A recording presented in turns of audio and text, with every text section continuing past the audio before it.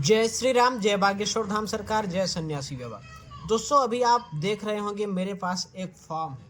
दोस्तों आप सभी को बता दूं कि ये वो फार्म है जो बागेश्वर धाम में हर वर्ष अविवाहित कन्याओं का विवाह किया जाता है, गरीब कन्याओं का विवाह किया जाता है। दोस्तों धाम पर ये फार्म बंटने लगा है, कब से कब तक बटेगा इसके भी कुछ नियम होते हैं, कुछ कायदे होते हैं। तो आज के इस वीडियो में आप सभी को सारी जानकारियां दूंगा और एक से एक जानकारी दूंगा जो कि आप सभी को जानना बहुत ज़रूरी है। अगर आपके गांव में, आपके घर में कोई ऐसी गरीब बेटी है जिसका विवाह आप बागेश्वर धाम सरकार की समिति द्वारा कराना चाहते हैं तो इस वीडियो को लास्ट तक देखिएगा। ये जानकारी आप सभी के लिए बहुत ही महत्वपूर्ण है दोस्तों।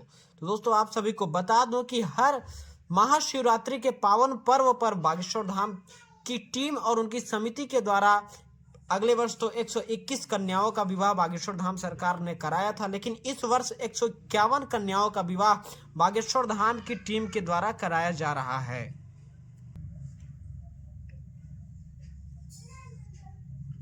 तो दोस्तों इस फार्म को आप भी ले सकते हैं। आप अपने ज़रूरत के हिसाब से इस फार्म को कैसे लेंगे, कहाँ लेंगे, क्या क्या डॉक्यूमेंट देना पड़ेगा आपको इस फार्म को लेने के लिए, तब ये आपको फार्म मिलेगा, सारी चीज़ें आप सभी को बताऊंगा। उसके पहले आप सभी को एक बार इस फार्म को दिखा देता हूं।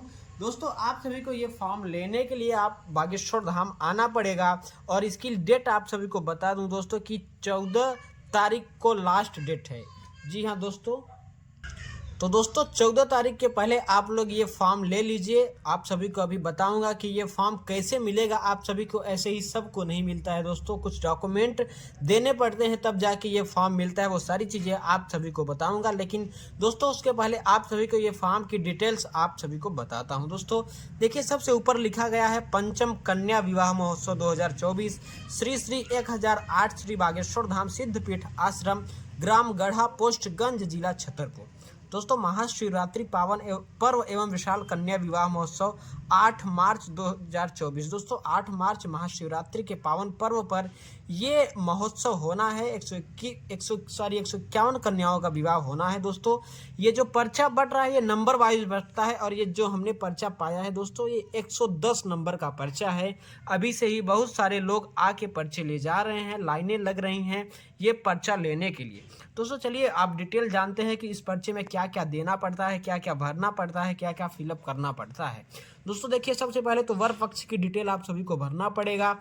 वर का नाम, सबसे पहले वर का नाम, उसके बाद पिता का नाम आपको यहाँ पे भरना पड़ेगा। उसके बाद माता का नाम, शिक्षा, वर ने शिक्षा कहाँ तक प्राप्त की है, कहाँ तक अर्जित की है, वर की जन्म तिथि डालनी पड़ेगी। उसके बाद जाति डालना पड़ेगा। दोस्तों आप सभी देख पा रहे होंगे वीडियो में, जाति वर्ग अर्थात सामान्य, अन्य, पिछड़ा, SC ST जो भी आपकी जाति होगी वो यहाँ डालिएगा। उसके बाद मोबाइल नंबर आपको डालना पड़ेगा, एक नहीं 2 मोबाइल नंबर डालना पड़ेगा दोस्तों, और ऐसा मोबाइल नंबर जो कि चालू हो, जिसपे फ़ोन करने के बाद आप सभी से, जिनका ये फॉर्म है उनसे बात हो जाए, अर्थात चालू नंबर डालिएगा जो कि जिसपे फ़ोन लग जाए दोस्तों। उसके बाद पता डालना है आपका, मकान नंबर, ग्राम, जिला, राज्य, और यहाँ पे फ़ोटो लगानी है दोस्तों।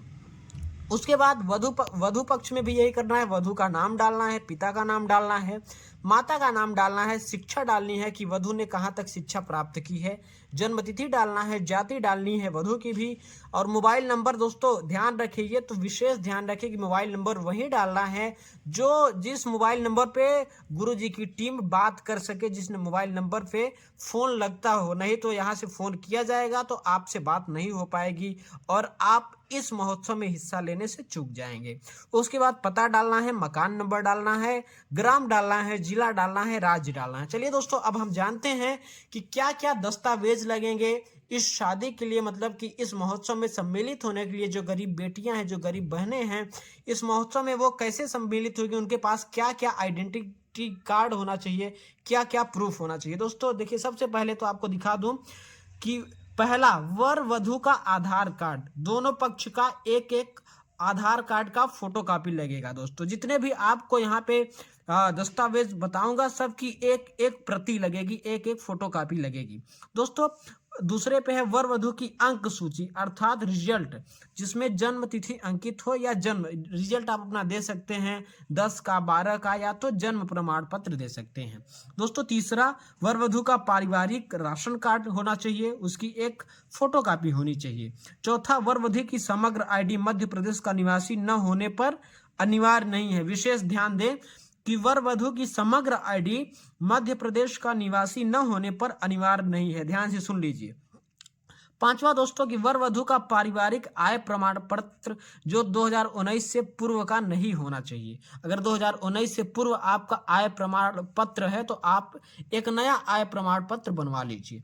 दोस्तों छठवां नंबर की वर वधु के माता पिता या अभिभावक का आधार कार्ड चाहिए। और एक बात और विशेष की केवल एक एक फोटो चाहिए, एक एक फोटो कॉपी चाहिए दोस्तों, ज्यादा कराने की जरूरत नहीं है। जितने भी आपको ये दस्तावेज बता रहा हूं एक एक फोटो कॉपी आप सभी करवा लीजिएगा।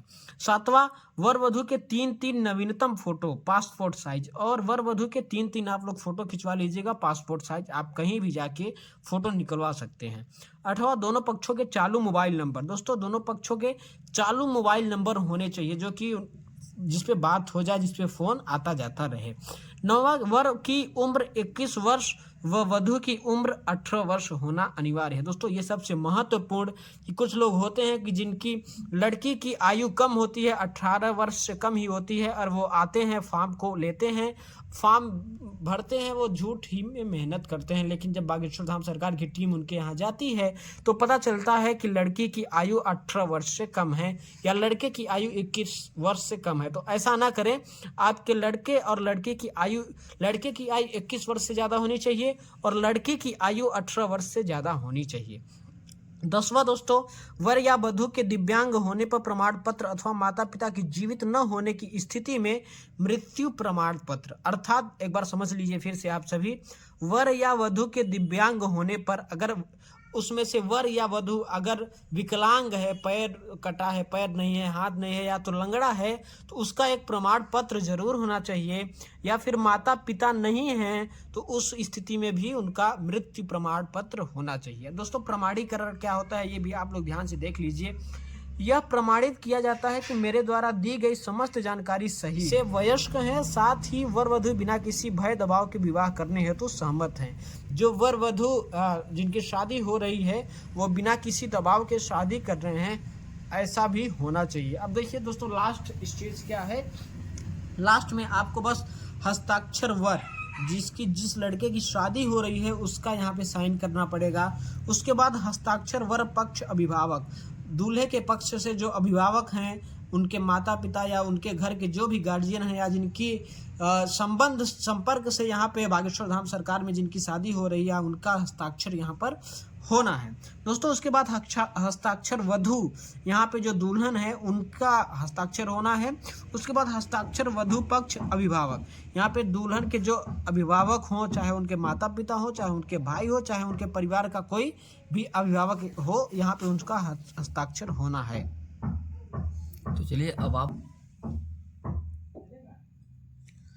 तो चलिए दोस्तों पहले आप इस फॉर्म को देख लीजिए और आप सभी को बताते हैं कि ये फॉर्म आपको कब मिलेगा, कैसे मिलेगा और कब तक मिलेगा, और इस फॉर्म को लेने के लिए आपके लिए आपके पास क्या डॉक्यूमेंट होना चाहिए। दोस्तों आपको बता दूं कि ये फॉर्म बागेश्वर धाम में वितरित हो रहा है अभी से ही, और ये फॉर्म आप सभी को दोस्तों एक आपको अगर ये चाहिए तो एक अपना आधार कार्ड लेकर आइए, एक मोबाइल नंबर लेकर आइए जो कि चालू होना चाहिए मोबाइल नंबर, और अपना नाम यहाँ पे लिखवा के ले सकते हैं। दोस्तों सबसे महत्वपूर्ण जानकारी ये है कि ये फॉर्म आप सभी को 14 तारीख तक मिलेगा, 14 दिसंबर तक मिलेगा।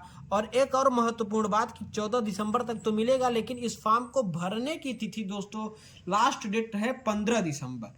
अगर आप 14 दिसंबर को भी लेते हैं तो इस फॉर्म को भर के 15 दिसंबर तक जमा कर दीजिए बागेश्वर धाम के कार्यालय में। दोस्तों ये फॉर्म आप चाहे आज लीजिए चाहे किसी भी तारीख को लीजिए, लेकिन ये फॉर्म को भर के, जैसे सारी डिटेल मैंने आपको बताया, तो ये सारी डिटेल आप भर के बागेश्वर धाम सरकार के कार्यालय में 15 दिसंबर के पहले जमा कर दीजिए। तभी ये आपका जो कन्या विवाह महोत्सव है, तभी आप इस महोत्सव में सम्मिलित हो पाएंगे, तभी आपके वर चाहे वधु का जो है विवाह संपन्न हो पाएगा। दोस्तों ये जानकारी कैसी लगी आप सभी जरूर बताइएगा। और जानकारी पसंद आई हो तो हमारे इस चैनल को सब्सक्राइब जरूर करिएगा। अगर आपके परिवार में, आपके गांव में, आपके समाज में कोई गरीब वर या कोई गरीब वधु है तो इस वीडियो को उनके पास तक शेयर जरूर कर दीजिएगा। मिलते हैं नेक्स्ट वीडियो में, तब तक के लिए जय श्री राम, जय बागेश्वर धाम सरकार, जय बालाजी महाराज।